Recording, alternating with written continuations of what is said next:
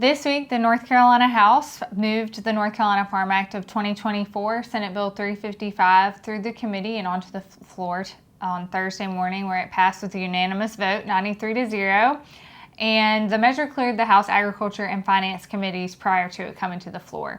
So today we're going to talk about a few provisions in the bill. The bill had 21 sections. We're not going to go through all of those for you all today, but we are going to hit some highlights and some of the North Carolina Farm Bureau priorities that were included in the bill.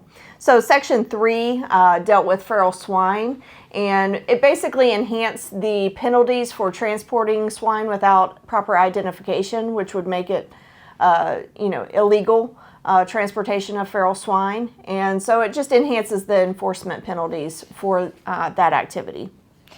Section 4 directs the Ag and Forestry Awareness Study Commission to study communication lines that fall below the minimum height requirements and creates a public safety hazard for our farm operations. Section 5 makes certain changes to shellfish franchise and lease rules. It also sets a time period for review of shellfish leases to make sure that those are getting done in a timely manner. Section 8 established a permanent prescribed burn cost share program, and that program is housed under the North Carolina Department of Agriculture and Consumer Services. Section 12 allows cities to only regulate beehives within their city boundaries and not the extraterritorial jurisdictions. Then Section 14 would prohibit cities and counties from imposing stormwater utility fees on agricultural property.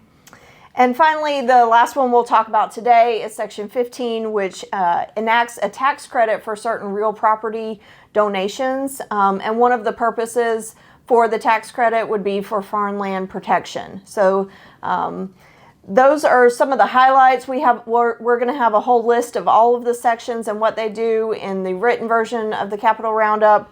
But we just wanted to pull out a few for you all to hear us talk about today. And we'll, of course, be following the bill to its completion. And next, we expect to see it in the Senate, hopefully as early as next week.